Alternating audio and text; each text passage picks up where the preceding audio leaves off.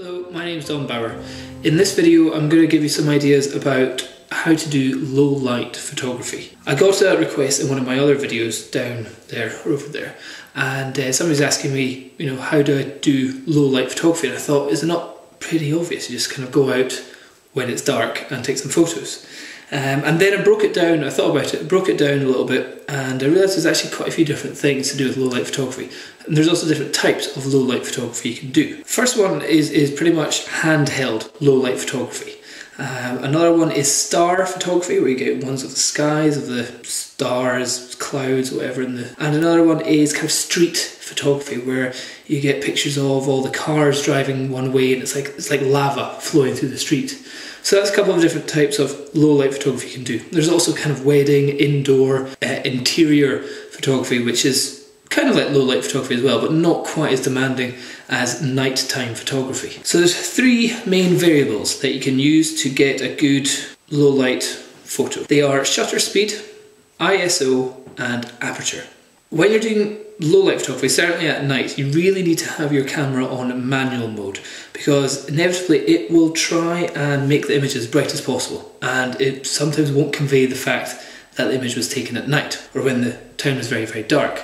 So you've really got to use it on manual and take a couple of photos to see how bright it's making the image. If you are doing handheld photography, so you're walking around the street, you're trying to get people coming out of bars, coming out of nightclubs, documentary shots of in the town, then you want to do it with your camera in your hand. You don't want to be bringing out a big tripod, stopping, putting it down. So what you really need to do is jam up your ISO, which is your sensitivity of your sensor. Most digital cameras now can go up to 1600, 3000 something, or even higher.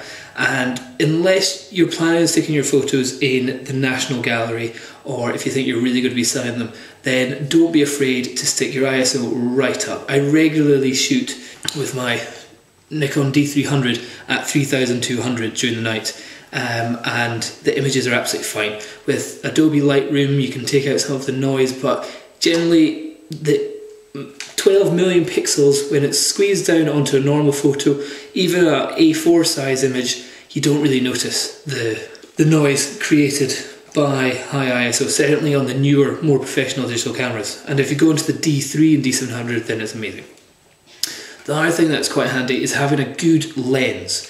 So your average kit lens won't really have a great wide aperture.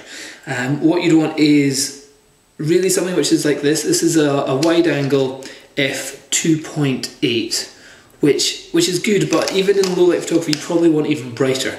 Sigma do a whole pile of lenses, like a 20, 24 and a 28mm lens, which go down to f1.8, which are super wide and getting lots of light. So if you have your ISO up at 3000 and your aperture at f1.8, then you could do it almost at like a 60th of a second out in just street light. The next kind of type of low light photography is taking photos of the sky, of the night, of the moon, of the stars, of whatever you want. And with that, what you really, really need is a tripod. A good, sturdy, heavy tripod that you can leave out in your garden, pointing straight up at the sky for a long time and not be worried about the slightest breeze blowing it over. Granted, if it's windy, you'll probably get a camera shake, but if it's just a little, then you want one which is going to be, this is about 2 kilograms. But even then, when you've got the extra 1.5 kilograms of the camera on top, it is pretty heavy and it's not going to move. When you're doing star photographs, you really don't need high ISO, you really want it quite low, and also aperture of your lenses is kind of important. What you really want is a sharp lens. It's not necessarily a wide aperture lens, because normally you stop down quite a bit. So in other words, if it's an f2.8, like my wide angle lens, then I wouldn't be shooting the stars at f2.8, I'd probably be stopping it down to around about 5 or aperture 8. And that means that's usually when the lens is at its absolute sharpest, and usually the spots of the stars are usually tiny, so it needs to be nice and sharp.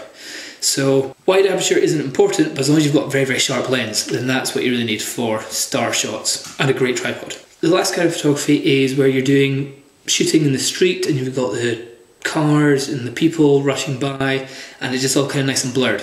Again, for that you'll need the tripod and a good lens, I would say again, especially if you can get one with vibration reduction, because a lot of the time if you're, say, beside a street and there's big cars going past, there will be lots of vibrations in the ground. You may not feel it through your nice squishy shoes, but it will be shaking the tripod and maybe the camera. So vibration reduction is quite handy in that case. Other than that, interior photography, then it's really a case of tripod and really high ISO and wide angle lenses to really do it. So I hope that's given you a little couple of ideas, might not have done, and I hope you've liked the photos that I've shown during the video. If you have any other questions, feel free to give me a little message down below and I'll do my best to make a video for you. Thanks a lot, speak to you soon, bye.